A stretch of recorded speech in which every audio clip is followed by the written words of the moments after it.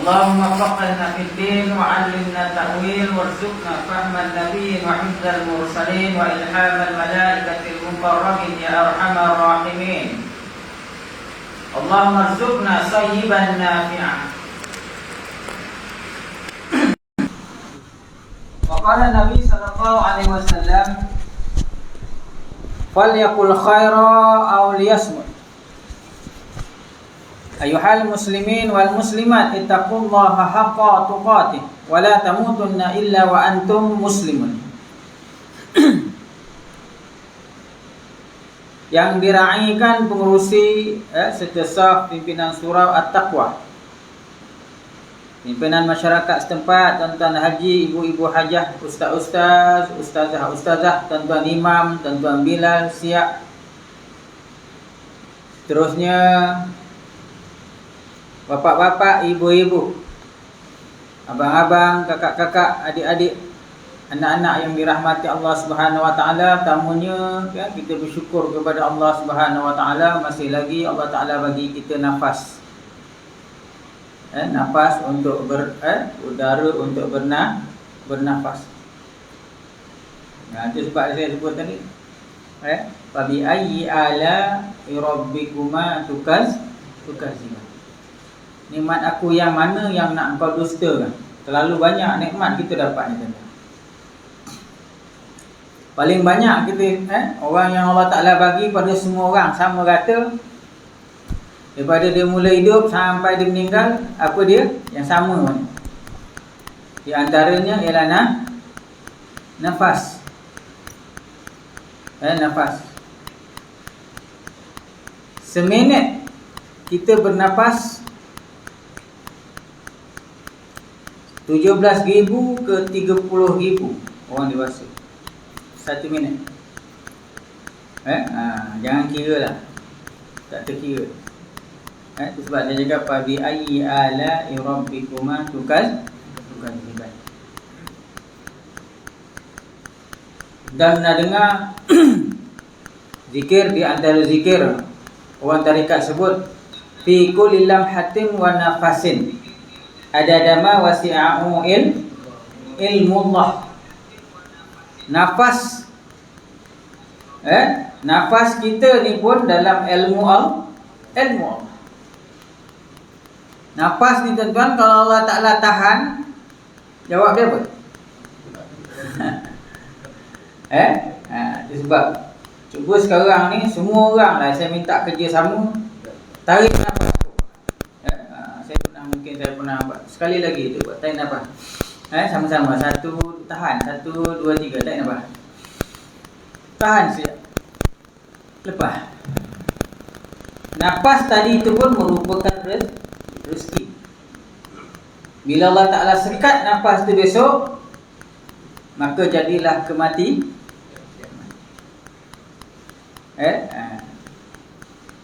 Sebab bila orang nak dekat meninggal, dia kata dia nak bernafas.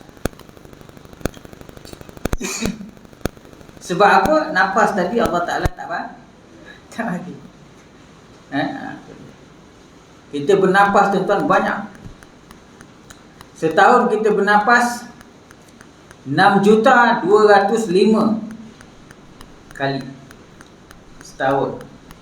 Kalau umur sekarang 50 tahun, 310 juta nafas.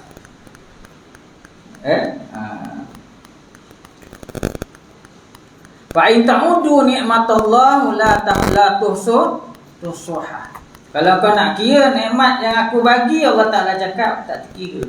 Kalau kau nak hitung tak terkira.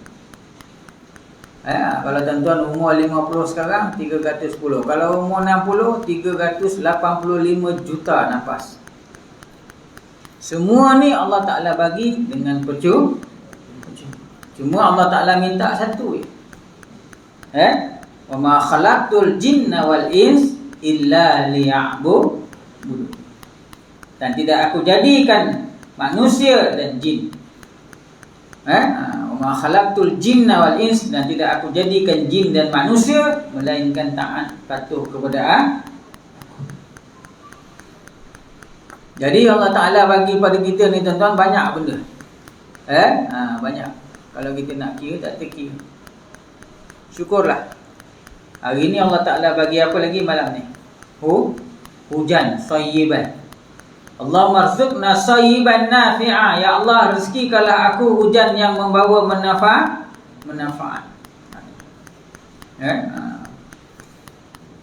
Ni Melaka tengah bergasak. Aku kita tengoklah statistik, graf, sama ada pengundi naik ke atau COVID yang naik. Saya risau sebenarnya. Dalam masa seminggu ni tuan-tuan tengok naik ke tidak?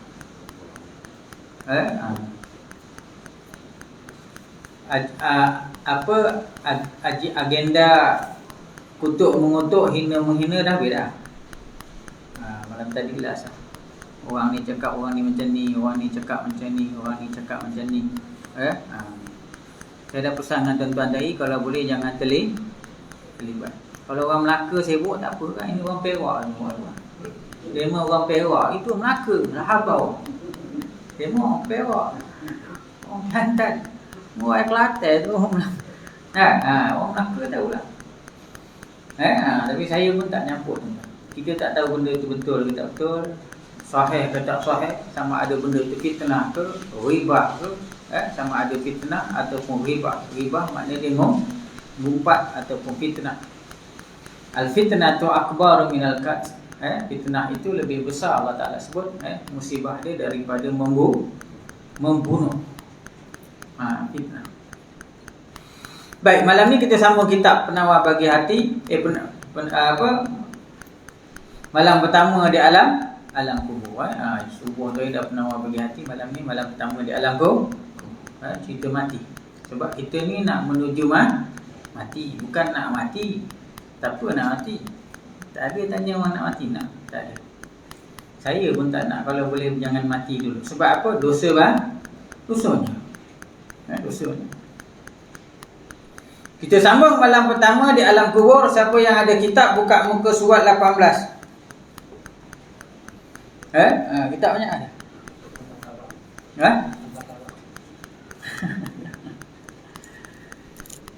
Baik, perenggan yang ketiga daripada atas, muka surat 18. Ini mengisahkan Sayyidina Umar radhiyallahu anhu, bagaimana Sayyidina Umar ditikam, dibunuh, ditusuk oleh seorang lelaki yang bernama Abu Lu'lu'ah. Bila dia ditikam, ditusuk Sayyidina Umar 3 kali. Lalu Abdurrahman bin Auf, qala muallif rahimahumullah. Saya tunggulah tuan-tuan ambil kitab. Kita ambilkanlah malam ni cerita Sayyidina Umar. Muka surat 18. Lalu Abdurrahman bin Auf radhiyallahu anhu maju menggantikan Umar untuk menyelesaikan solat jemaah tersebut. Solat apa ni tuan-tuan? Solat subuh. Sayyidina Umar tengah sembahyang subuh, orang ni masuk, dicucuk, ditikam dengan pisau yang ada 2 mata. Bukan saja pisau 2 mata, tapi pisau tu ada ditaruh racun. Sementara itu setelah menusuk Umar, budak tadi menerobos ke barisan kaum muslimin dengan pisaunya yang diayun-ayun ke kiri dan ke kanan. Maknanya budak tadi bila dia tikam Sayyidina Umar 3 kali, dia buat gini. Dia nak keluar tu dia buat gini. Dia tahu orang nak tangkap dia. Ada 13 orang terkena pisau itu, 7 di antaranya meninggal dunia. Maknanya 7 meninggal, masuk Sayyidina Umar, maknanya lah dapat Sayyidina Umar akan meninggal. Ini asbabul maut Sayyidina Umar Al-Khattab radhiyallahu anhu. Kalau Quran asbabul nuzul, sebab Al-Quran turun. Tapi mati disebut asbabul maut, sebab mati. Tuan-tuan, sebab mati dah tahu belum? Belum tahu lagi. Walaupun sekarang sakit jantung, sekarang sakit gout, sekarang sakit darah tinggi, kencing manis, belum tahu lagi. Sebab mati itu belum tahu lagi. Sakit memang dah ada. Tapi sebab mati itu belum tahu lagi. Ada orang tak ada sakit. Disebab asbab dia ambil vaksin, sesak nafas, meninggal. Asbab dia sesak nafas. Penyebab dia vaksin. Tapi kehakikat dia, kematian dia disebabkan Allah nak ambil ajal. Tak usah fikir banyak-banyak. Tak usah mendakwa. Kalau benda tu disebabkan fitrah, kematian disebabkan ada sebab dia, tak usah panjang-panjang. 7 di antaranya meninggal dunia lalu ia berhenti dengan membunuh pisaunya. Setiap orang mendekatinya pasti diserangnya sampai ada seseorang yang melempar sebuah kain selendang tebal ke arahnya. Dia tadi dia cocok Saidina Umar, dia buat gini senjata tu. Senjata tu bahaya sebab senjata tu mata dia dua-dua belah. Belah kiri kena, belah kanan pun kena, kalau depan pun kena. Kalau parang mata sebelah ke dua belah? Sebelah. Pedang pun kebanyakannya sebelah. Ini dua-dua belah dan dia buat dua mata serampang. Budak itu terhayang-hayang. Ada seorang ini mungkin orang tu bawa maflar ke ataupun kain serban ke, dia campak ke budak. Budak itu terhayang-hayang, dia merasa kaum muslimin akan segera meringkusnya. Seketika itu dia hujamkan pisau yang dibawa ke tubuhnya sendiri. Dia bunuh diri. Dia tahu dah kalau kena tangkap ni kan lagi teruk. Umar radhiyallahu anhu sendiri langsung dibopong ataupun dipapah ke rumahnya. Orang-orang yang menunggu di sekitarnya menangis semua. Umar pingsan sampai menjelang matahari terbit ketika siuman. Ketika sedar dipandang wajah orang-orang di sekelilingnya. Pertanyaan pertama kali ucapannya adalah, adakah manusia sudah solat? Gitu. Bila dia sedar kena tikam tadi, perkara pertama yang ditanya sembahyang. Dia tak tanya budak tu siapa tikam aku. Ni orang soleh ni lah. Sahabat-sahabat Nabi ni makam dia tinggi. Tinggi. Tuan-tuan tengok macam Anas bin Malik. Anas bin Malik ni dia jadi khadam kepada Nabi. Malik ni datang jumpa Nabi, dia cakap, "Ya Rasulullah, aku letak Anas ni jadi khadam kau. Kau nak suruh apa suruh." Tapi Nabi ni seorang rasul, dia tidak ada melayan kadam. Jangan tuan-tuan bayangkan saya sebut kadam ni kadam yang macam apa yang Nabi keperluan dia. Anas bin Malik ni diminta dengan Rasulullah doakan dia 3 benda. Apa dia? Pertamanya doakan dia panjang umur, yang kedua doakan dia sihat badan, yang ketiga doakan dia murah rezeki. Allahumma tawil umurahu wasahi ajsadahu. Macam tu. Tapi Nabi tambah lagi satu. Doakan dia masuk syurga. 4 dia dapat. Tapi 3 dia dapat tu dekat dunia Allah Ta'ala tunjukkan. Umur dia sampai 120 tahun. Anas bin Malik ni tuan-tuan, umur dia 120 tahun. Lama dia hidup. Sampai dia di antara guru kepada Imam Abu Hanifah. Nu'man bin Sabit. Imam Abu Hanifah tu nama dia Nu'man bin Sabit. Maknanya umur dia panjang. Lagi panjang pada Tun Mahdi. Takat ni lah. Saya tak tahu Mahdi berapa umur. Tapi 120 susah nak dapat.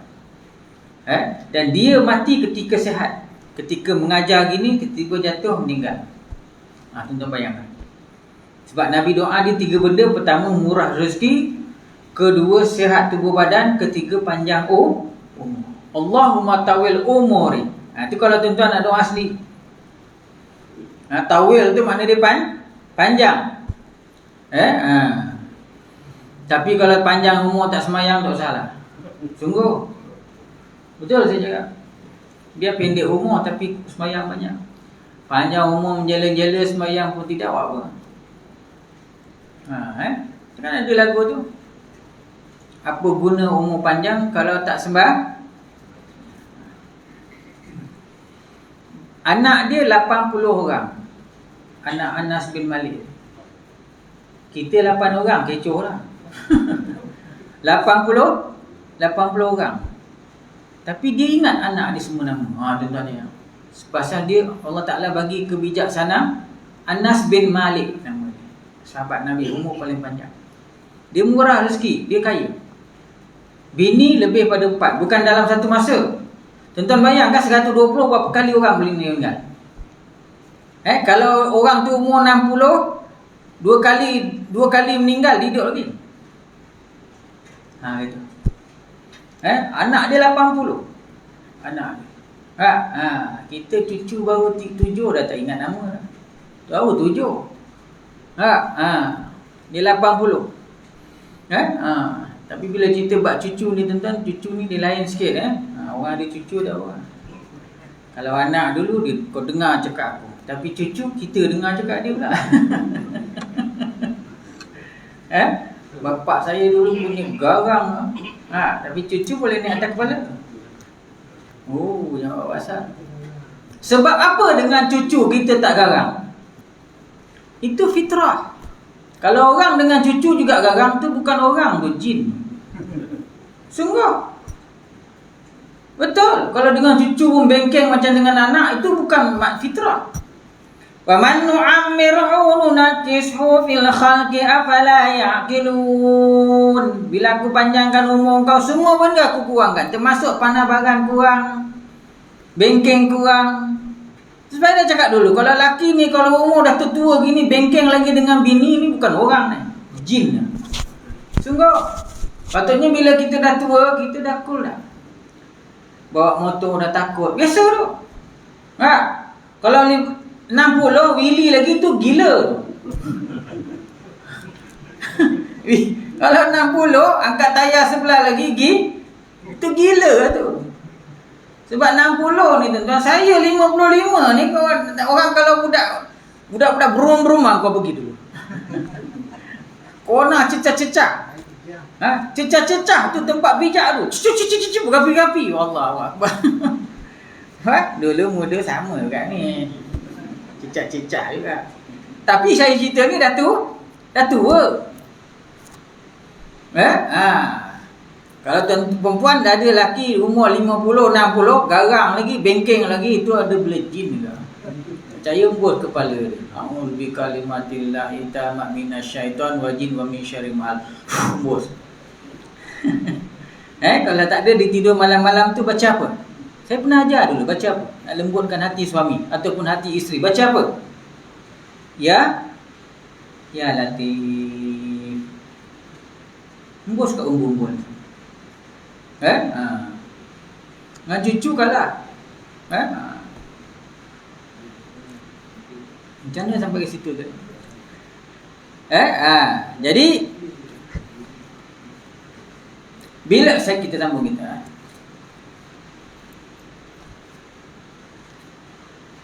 Pertanyaan pertama ditanya salat. Mereka menjawab, sudah, segala puji bagi Allah, sesungguhnya tak dianggap Islam orang yang meninggalkan solat, katanya. Sayyidina Umar cakap, kalau orang tinggal sembahyang tak dianggap Islam. Yang membezakan orang Islam dengan orang kafir itu adalah sembahyang. Awalu a'mal yuhasabu min 'abdi ila yaumil qiyamah as-salah.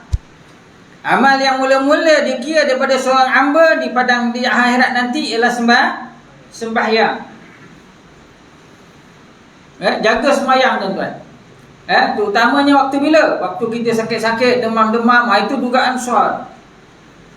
Walaupun tak dapat sembahyang berjemaah, jangan sembahyang lambat. Walaupun tak dapat sembahyang berdiri, sembahyang terkerusi, jangan lewat-lewatkan sembahyang macam biasa. Anggaplah itu dugaan Allah. Allah Ta'ala bagi dia sebentar bila menimpa kita suatu perkara buruk yang menimpa kita, antara dua, sama ada kafarah ataupun musibah. Dalam kitab sebut gitu. Kalau kafarah maknanya dosa kita tu Allah Ta'ala tak nak bawa ke akhirat, Allah Ta'ala kafarahkan kita dekat dunia, maknanya selesai. Tapi kalau musibah Allah Ta'ala bagi pada kita, dia nak tengok kita mungut ke tak. Kalau kita tak mengungut, Allah Ta'ala akan angkat darjat kita. Kita heran tengok orang tu bangun setiap malam, boleh semayang, boleh pergi semayang berjemaah setiap waktu, boleh zikir sampai beribu-ribu, boleh duduk Boleh baca Quran, boleh hari-hari boleh baca surah Kahfi, hari-hari boleh baca Yasin, hari-hari tak tinggal amalan. Sedangkan kita sama juga, kita tengok orang ni itu kehendak Allah. Sebab apa? Sebab ada benda-benda yang Allah Ta'ala bagi dekat dia. Hati tak sama tuan-tuan. Tuan-tuan sama pakai kepiah putih, tapi dalaman Allah Ta'ala je yang tahu. Itu sebab Allah Ta'ala jadikan syurga tu bertingkat-tingkat.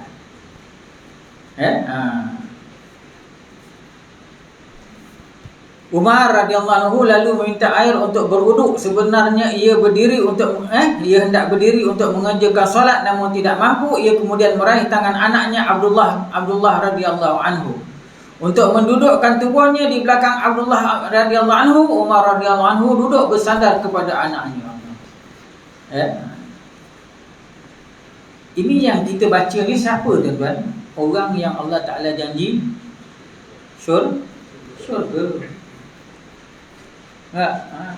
Agaknya saya tak tahulah tuan-tuan. Kita ni agak, kalau Allah Ta'ala dah janji syurga, pergi sembahyang tak? Ini dah janji syurga. Siapa yang janji? Nabi janji. Siapa yang, kalau Nabi janji, maknanya siapa yang janji? Allah yang janji. La yantiku anil hawa in huwa illa wahyu yuha. Nabi itu tak cakap ikut nafsu dia, melainkan wahyu. Maknanya bila Nabi cakap ahli syurga, Allah Ta'ala yang cakap Nabi orang ni ahli syurga. Dah kena tikam dah 3 kali tak boleh bangun, sandar ke atas anak, nak bangun juga semayang. Allah. Kita demam sikit, ambil kerusi dah duduk. Allah. Sikit je. Ni lagi dahsyat. Tikaman yang membawa kadang-kadang tuan-tuan, saya tak nak sebut nama lah. Kadang-kadang kita bila ziarah sahabat-sahabat yang kaki semayang gini, tapi bila pergi hospital, kita ziarah dah semayang, tak larat ustaz, tak boleh macam tu. Tak ada istilah semayang ni, tak ada melainkan gila. Gila tak payah semayang. Sebab gila menjatuhkan kita daripada wajib sembahyang. Sebab kita tak mukallaf. Selagi kita waras, kita boleh berdiri, kita tak boleh berdiri, kita duduk, tak boleh duduk, kita baring, tak boleh baring, pakai mata, semayang mesti kena semayang. Tak bolehlah ustaz, saya tak bolehlah nanti sihat, nanti saya qada. Bukan gitu. Semayang sakit jana pun kena semayang. Tak boleh duduk. Tak boleh duduk bawah. Tak boleh duduk bawah bersila. Tak boleh duduk bersila bagi. Gitu. Semayang ni tak ada kompromi. Puasa kalau musafir ke apa ke, boleh kita jamak. Semayang tak? Semayang kita boleh jamak. Puasa kalau misal kata kita musafir, tak payah puasa. Semayang macam mana pun kena semayang. Walau nak jamak ke nak qasar, semayang tetap kena semayang. Itu sebab semayang tu dia tak depan. Cuma semayang kita hari ni tuan-tuan, kenapa semayang kita tidak boleh mencegah fahsyak dan mungkar? Apa makna fahsyak? Fahsyak makna dia benda keji, mungkar maknanya benda yang Allah Ta'ala larang. Salat tanha anil fahsya'i wal mungkar. Kenapa tak boleh cegah daripada ni mungkar? Sebab dalam semayang kita tu ada benda-benda yang kita buat tak mengikut rukun. Semayang kita, tengah semayang tu lah teringat kunci, tengah semayang tu lah teringat tu. Semayang. Sahabat semayang, tengah semayang, kaki dia kena panah, dia tak sedar kaki dia kena panah. Kita tengah semayang boleh tengok kereta Toyota dah tu.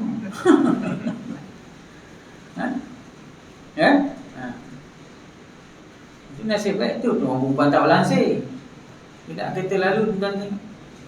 Nah, kita tengah semayang, orang depan pakai Manchester, kita Liverpool. Tengah semayang boleh marah tu. Manchester punya orang. Tengok. Ya, tu tengah semayang makruh pakai baju warna-warni. Ya, kita semayang. Bila kita tahu semayang kita tu telah digosakkan oleh syaitan, pertamanya kita lupa rakaat. Semayang gosak. Lupa rakaat. Bila kita lupa rakaat, dan kita ingat benda yang luar semayang dalam semayang, terutama yang kedua, bila kita ingat luar semayang masuk dalam semayang lama, akhirnya kita lupa rakaat, itu maknanya semayang kita rosak. Itu sebab dia cakap semayang tu macam kita duduk di atas batas sawah padi. Dia panggil apa? Tempat lalu-lalu tu panggil apa? Batas ban. Atas ban tu, kalau kita tergelincir di atas ban tu, jangan kita tengok ikan sepat, tengok ikan betuk, lumut banyak, masuk balik naik atas ban. Faham tak? Semayang, kita tengah semayang ni, kita tengah semayang ni. Tadi orang rumah suruh beli apa? Kunyit. Balikkan awak beli kunyit je. Okeylah, tengah semayang tu syaitan pandai. Tanya lupa kunyit. Tengah semayang kita ingat kunyit, cepat-cepat lupakan kunyit, ingat kita tengah semayang. Kita tidak balik nak beli kunyit. Akhirnya 3 ke 4.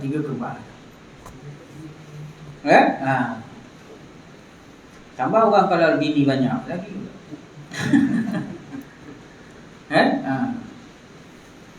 Saya pun nak tanya orang bini banyak. Kadang terlupa, Ustaz, malam ni bini nombor berapa ni rumah? 4 bini. Lagi pening kepala. Tentang 1 bini sudah pening. Ada layan beza. 1. Sungguh. Dia sebab dia cakap mampu tu bukan daripada segi duit dia, mampu menangani masalah. Mampu luar dan batin. Maknanya orang kalau boleh dengar, kita dengar lagu P. Ramlee tu pun tahu tak? Mesti pandai tembel.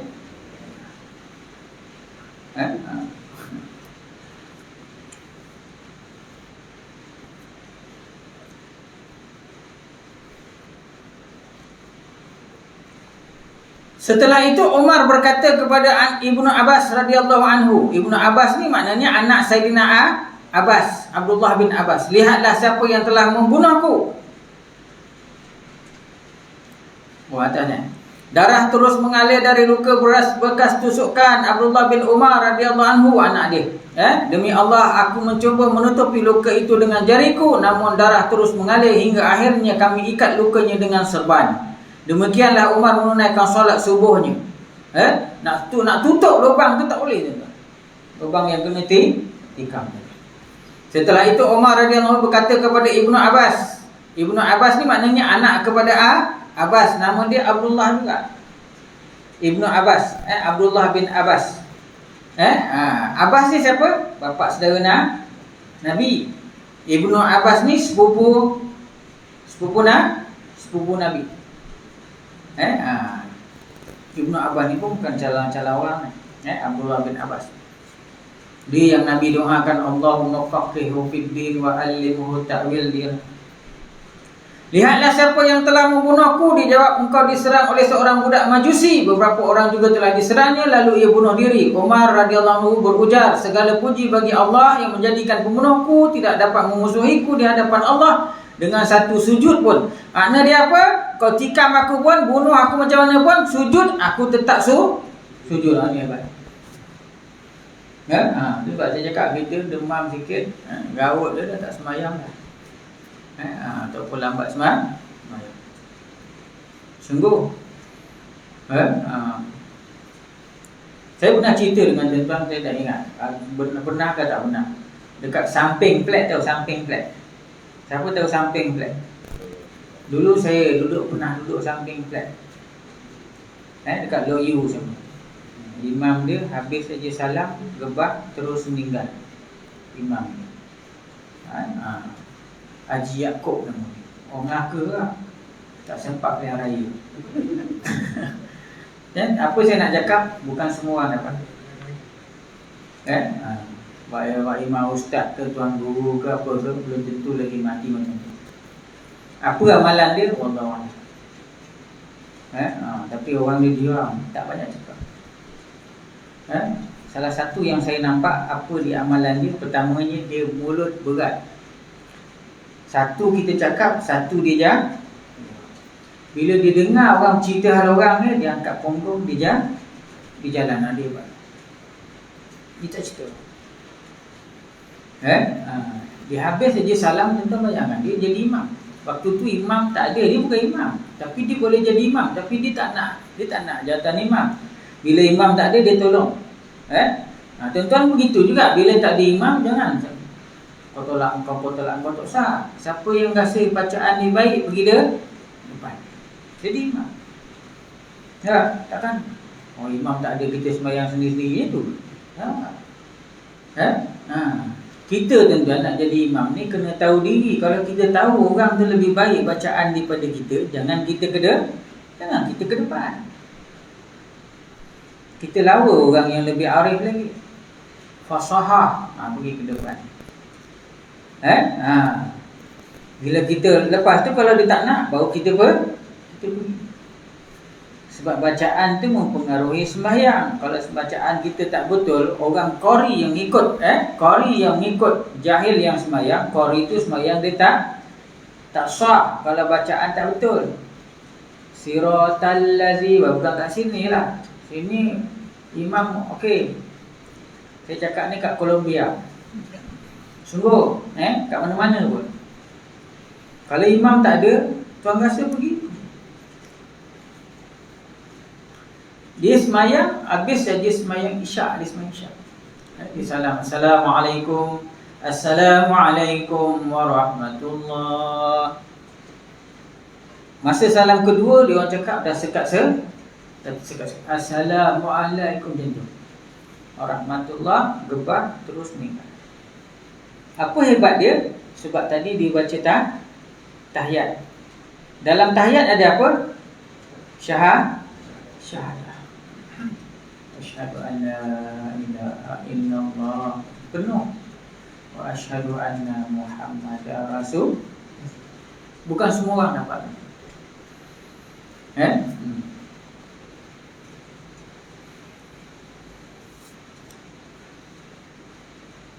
Setelah itu seorang tabib datang mengobatinya. Tabib itu menuangkan air yang dicampur kurma sehingga dari luka Umar radhiyallahu keluar air. Ia mengira bahawa yang keluar dari luka adalah cairan darah dan nanah, lalu menuangkan susu.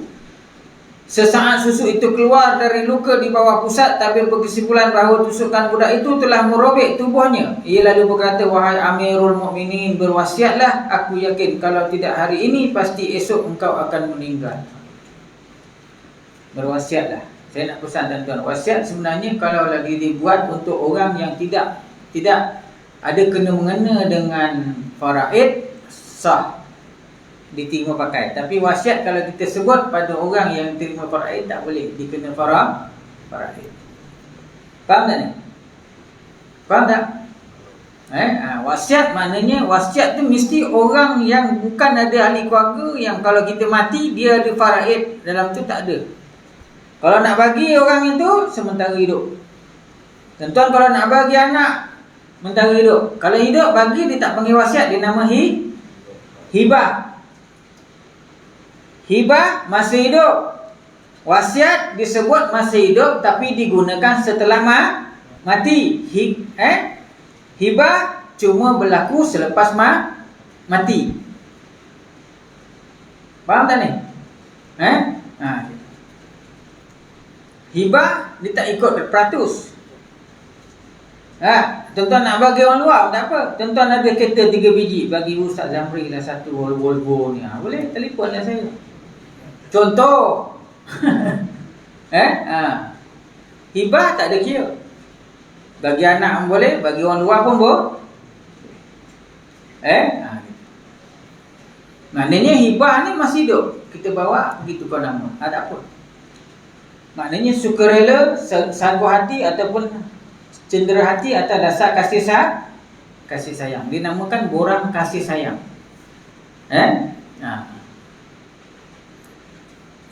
Umar, tabib ni datang. Tabib ni macam doktor lah. Tabib datang tengok, dia jual korma ni sebenarnya dia boleh dibuat ubat.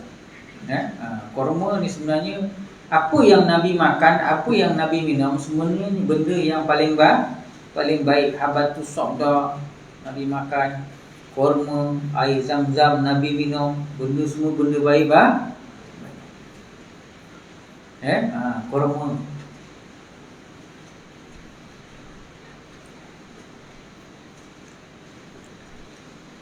Nabi makan apa lagi? Nabi suka makan apa? Labu. Saya tak boleh makan labu. Ada orang tak tahan perut dia. Labu ni angin. Nabi suka makan apa lagi? Tembikai. Nabi suka makan. Tembikai ni panas. Orang kalau berak darah, ubat dia tembikai. Kalau berak keluar darah. Tapi pantang dia jangan makan dah berubat tu jangan makan tembikai, makan balik darah. Nabi suka makan kaki kambing. Kaki depan ke belakang? Depan. Nabi suka makan kaki depan. Tu sebab ada satu kisah, saya dah cerita ke belum kat sini? Dah cerita ke? Makan kaki kambing. Dia ada dua kisah. Pertama kepala kambing, kedua kaki kambing. Kaki kambing ni Nabi suka makan. Nabi pergi rumah sahabat, sahabat cakap, aku masak sikit je. Nabi cakap tak apa, panggil semua orang datang makan. Nabi punya mukjizat. Kambing masak seekor je tuan. Cedok ada kaki lagi, cedok ada kaki lagi, cedok ada kaki lagi. Nak kaki kambing lah, Nabi cakap kaki. Nabi ni, itu sebab saya cakap Nabi, orang yang jumpa Nabi ni tengok benda-benda banyak, tengok benda-benda yang luar biasa. Nabi jari Nabi ni keluar air. 1,200 orang angkat air semayang daripada air tangan Nabi macam air. 1,200 orang tentera ambil minum. 120 orang ke 1,200 orang ambil air semayang daripada air tangan Nabi.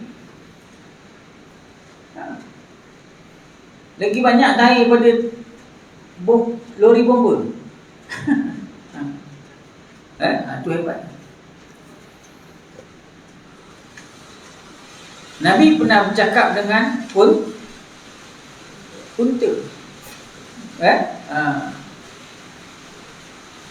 Nabi panggil orang Badui ni tuan-tuan, dia lurus. Dia cakap, ya Muhammad, kalau betul kau Nabi, dia tengok keliling. Dia tengok unta. Kau panggil unta. Nabi panggil unta. Datang unta, sujud depan Nabi. Masuk Badui itu Islam. Kita kalau tengok benda-benda macam tu, kalau dapat kita tengoklah hari ni, Allah. Umar radhiyallahu anhu menjawab, engkau benar, andai saja engkau tidak mengucapkan yang seperti tadi, pasti engkau telah berbohong. Demi Allah, seandainya aku memiliki semua isi dunia dan aku gadaikan demi menghadapi dahsyatnya sesuatu hari saat menghadap Allah. Lanjutnya, Ibnu Abbas radhiyallahu anhu berkata, kalau engkau berkata begitu, semoga Allah memberikan balasan kebaikan bagimu. Bukankah Rasulullah pernah berdoa agar Allah memuliakan Islam denganmu dan kaum muslimin ketika mereka dikecam ketakutan di Mekah? Ketika engkau masuk Islam, keislaman membawa wibawa dan kesucian. Kemudian kamu hijrahmu menjadi pembuka. Kamu pun tidak pernah ketinggalan dalam peperangan yang diikuti Rasulullah melawan orang-orang musyrik. Lalu Rasulullah wafat dalam keadaan redha terhadapmu dan digantikan oleh Khalifah Abu Bakar. Ia lalu wafat dan kemudian redha terhadapmu. Kemudian sebagai pengganti, engkau pemimpin manusia dengan baik. Denganmu Allah membuka penaklukan negeri-negeri sehingga mengeluarkan harta pajak yang memberengus musuh-musuh Kemudian ia menganugerahkan syahadah, sungguh beruntung nyawa nyata bagimu. Ya. Ibnu Abbas ni memuji dia. Sayyidina Umar ni memang tuan. Dia masuk Islam, dia cakap dengan Rasulullah, "Ya Rasulullah, kita ni bukankah berada di landasan yang benar?" Betul. Kalau betul kita di Belanda, kenapa kita nak nyorok-nyorok? Kau doa, kau keluar dakwah. Kalau ada orang datang nak mengapa-ngapakan kau, suruh dia jumpa Umar dulu dia. Umar radhiyallahu menggagapi, "Demi Allah, orang yang tertipu adalah yang tertipu dengan ucapanmu. Apakah engkau bersedia menjadi saksi atas semuanya tadi di hadapan Allah ketika bertemu dengannya?" Ia jawab Ibnu Abbas radhiyallahu anhu, "Bahagialah Umar radhiyallahu anhu." Ia berkata, "Ya Allah, segala puji bagimu." Kemudian orang-orang yang berdatangan dan memuji beliau. Sayyidina Umar ni dia tak suka orang puji dia. Kita suka orang puji. Dia cakap, "Kau nak jadi saksi ke apa yang kau cakap tadi depan Allah?" Sayyidina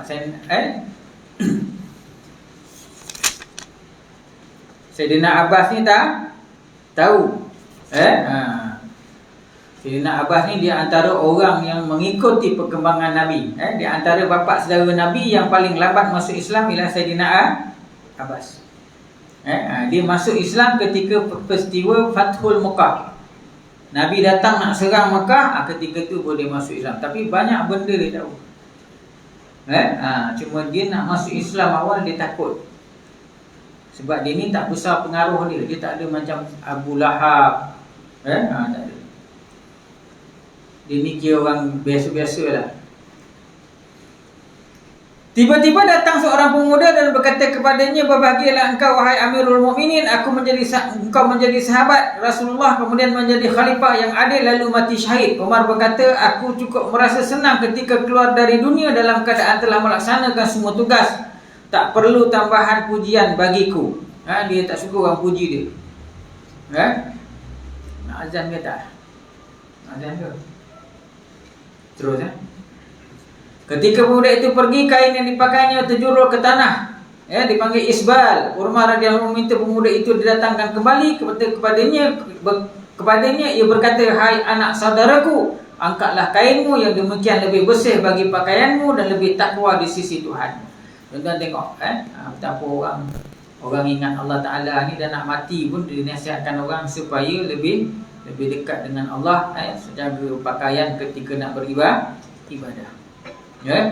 Berikutnya rasa sakit yang dialami Umar bertambah parah dan kepayahan itu pun telah menyeliputi dirinya. Abdullah bin Umar radhiyallahu berkata, "Ayahku pingsan lalu ku letakkan kepalanya di atas tanganku. Ketika siuman ia berkata, 'Letaklah kepalaku di atas tanah,' lalu pingsan kembali. Ku pegang kepalanya dengan tanganku. Ketika siuman lagi yang mengulangi laginya, 'Letakkan kepalaku di atas tanah.' Aku berkata, 'Wahai ayah, apakah tidak sama saja engkau tangan dan tanah?' Ia menjawab, 'Temukan wajahku dengan tanah, semoga Allah mengasihaniku. Kalau aku sudah mati, segera kuburkan aku. Yang demikian adalah kebaikan yang engkau segerakan bagiku, atau sebuah keburukan yang engkau lepaskan dari pundak atau bahu kalian.'" Maknanya kalau dia cakap dengan aku, dia cakap dengan apa? Dekatkan muka dia pada tanah. Dia suka kepala dia letak atas tanah. Kalau dia mati, dipesan kebumikan aku secepat mungkin yang boleh. Ia berkata lagi, "Celakalah Umar, celakalah ibunya jika Allah tidak mengampuninya." Lalu tubuhnya melemah, ia menghadapi sakaratul maut dan meninggal. Umar dikuburkan di samping dua sahabatnya, Rasulullah sallallahu alaihi wasallam dan Abu Bakar radhiyallahu anhu. Kemudian dia pun meninggal. Matilah seorang orang yang hebat. Tuan-tuan, itu sebab saya cakap mati ni dia kadang-kadang dia tak ada alamat. Kita paling takut tu lah baring-baring malam ni, pagi besok orang rumah tolak dah tak ada. Itu tunggu. Sebab setiap kali nak tidur disuruh baca doa tidur, kemudian mengucap 2 kali syahadat. Sebab takut kita tidur tu terus membawa kematian. Ya, Umar telah meninggal, tetapi bayang-bayang keperdiannya tidak pernah mati. Ia telah mempersiapkan amal yang soleh dan darajat yang tinggi. Tilawah Al-Qurannya menemani dalam kubur, kemudian pula dengan tangisan kerana takut kepada Allah Subhanahu wa ta'ala azza wa jalla. Solatnya melindunginya dari dahsyatnya alam kubur, dan jihadnya telah meninggikan darajatnya. Qurannya, disebut apa? Qurannya menemani di dalam kubur. Quran yang menemani dalam kubur, terutamanya ialah surah Al-Mulk. Baca Tabarakalladzi biyadihil mulk. Sejak baca tadi. Quran ni akan menjadi pelindung ketika dalam kubur.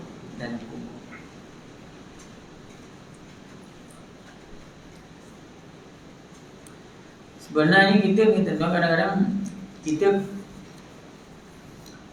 hari ni orang banyak, Nabi sebut akhir zaman orang kuat menipu. Kadang-kadang kita dalam, kalau tuan-tuan tengok dalam kitab fiqh disebut apa dia tipu, bila kita tambah atau kita kurangkan sesuatu cerita, itu nama dia tipu. Tipu. Sebab kadang-kadang kita cakap ada benda kita tambah. Jaga.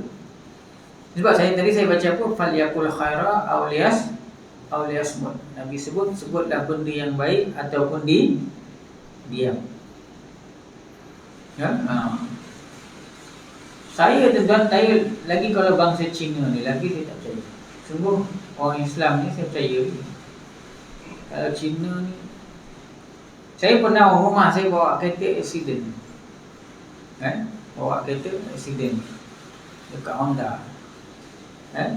Kereta accident bawa kat Honda. Kereta penbel putus bawa kat Honda. Masa saya ada dalam office tu, orang tu suruh alihkan kereta, rumah saya alihkan kereta, terlanggar kereta Honda City nak keluar. Kereta tu nak keluar, owner nak datang ambil petang.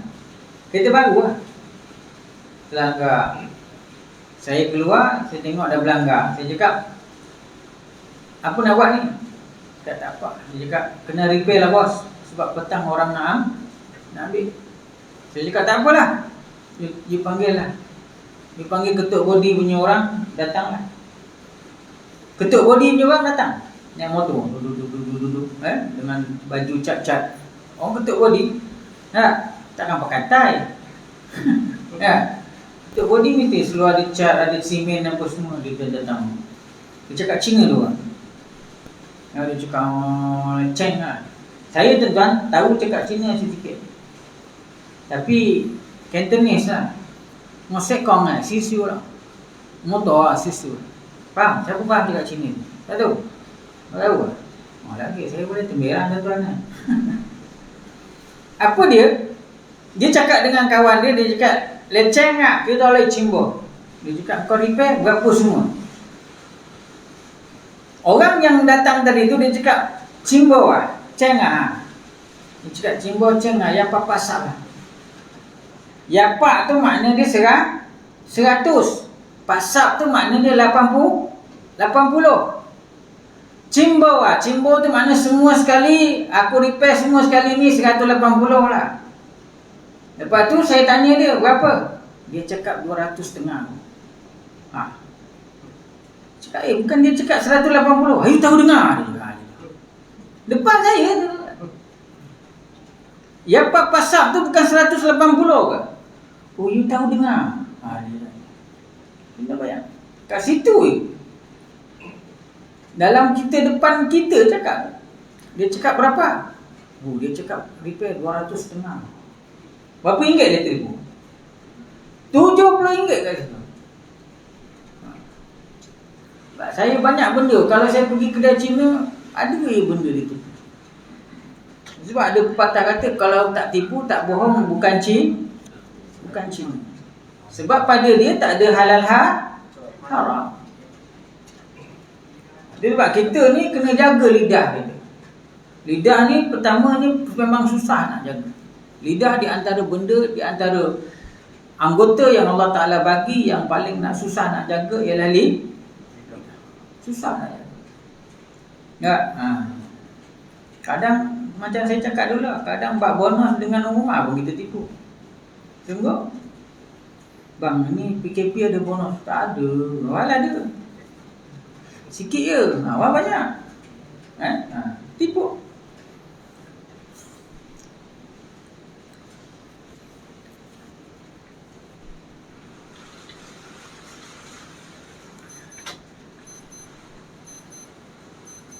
Ia telah berpayah-payah sebentar di dunia untuk kemudian beristirahat lama di akhirat. Ia telah disebut Rasulullah SAW sebagai salah satu daripada 10 orang yang dijamin masuk syurga. Saya sebut dah tadi. Sayyidina Umar ni di antara orang yang Nabi sebut memang ahli syurga, ahlul jannah. Bahkan dalam sebuah riwayat Bukhari, Rasulullah SAW pada satu hari bersabda, ketika tidur aku bermimpi berada di syurga. Aku melihat seorang perempuan berwuduk di samping sebuah istana. Aku bertanya, milik siapa istana ini?